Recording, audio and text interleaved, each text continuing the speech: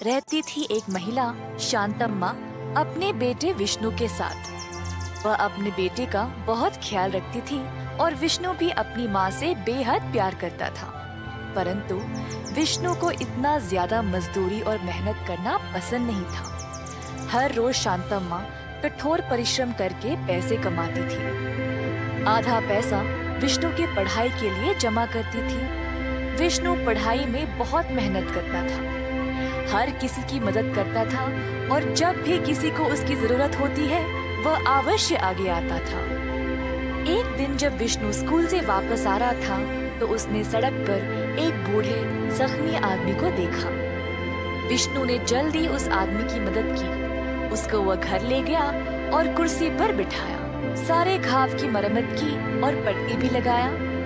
अगले दिन तक उस आदमी को अपने ही घर में रखा था। सुबह सवेरे जब जागा तो उसने देखा कि आदमी वहाँ से जा चुका था। मुझे अच्छे से पढ़ाई करके अपनी माँ का ख्याल रखना पड़ेगा।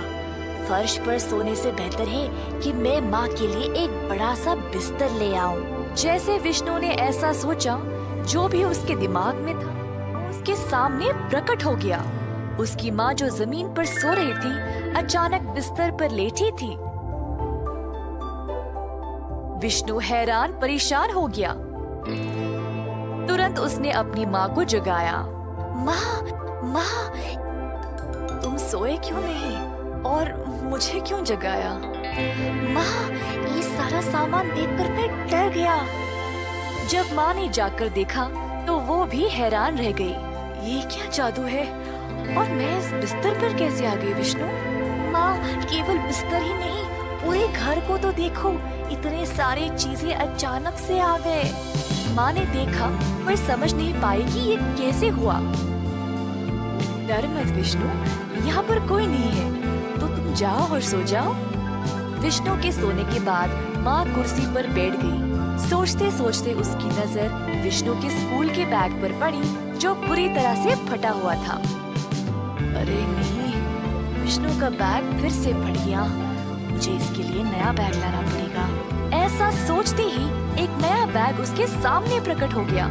शांतम्मा को लगा कि शायद वो कुर्सी जिसपे वो बैठी थी एक जादुई कुर्सी है। शायद कल भी विष्णु ने इसी कुर्सी पर बैठकर इन सारी चीजों के बारे में सोचा होगा। ऐसा कभी हुआ ही नहीं। तो इस कुर्सी पर बैठकर बस सोचने से वो चीजें आ जाती है। जब से वो बूढ़े आदमी ने इस कुर्सी पर बैठा था तब से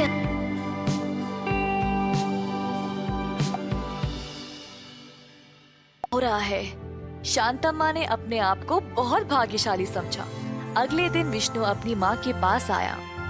माँ, ये सारी चीजें हमारे घर पे आए कैसे?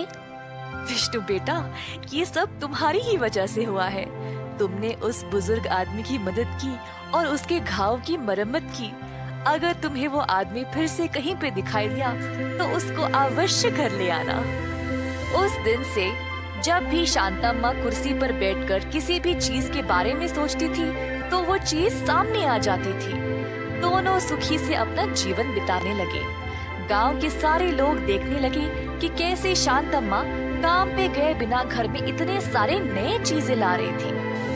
शांतम्मा की पड़ोसी विमला जानना चाहती थी कि ये सब हो कैसे रहा था। चोरी छुपे वो उसके घर आई और देखने लगी। उसने शांतम्मा को कुर्सी पर बैठकर चीजें मांगते हुए देखा और सब कुछ प्रकट होने लगा। ये देखकर विमला आश्चर्यचकित रह गई। कुछ भी करके ये कुर्सी मुझे लेना ही पड़ेगा। उस रात जब शांतम्मा और विष्णु सो रहे थे, विमला चोरी से घर के अंदर आई और कुर्सी ले गई। जल्दी अपने घर वापस गई और कुर्सी पर बैठ गई। लालच में आकर सोचने लगी कि उसको क्या क्या चाहिए। मैं क्या मांगू? मेरे पास तो सब कुछ है। हाँ, मुझे एक ऐसा घर चाहिए जो इस दुनिया में किसी ने भी नहीं देखा होगा, ना बनाया होगा। ऐसा बोलते ही विमला का पूरा घर ही गायब हो गया। उसकी लालच की वजह से वह अपने सारी चीजों से भी हाथ धो बैठी। शांतम्मा और विष्णु खुशी से जीवन बिताते गए, ये सोचते हुए कि शायद कुर्सी अपने आप गायब हो गई थी। इस कहानी से हम ये सीखते हैं कि जरूरतमंद की मदद करने से अच्छा फल मिलता है और लालच में इंसान सब कुछ खो बैठता है।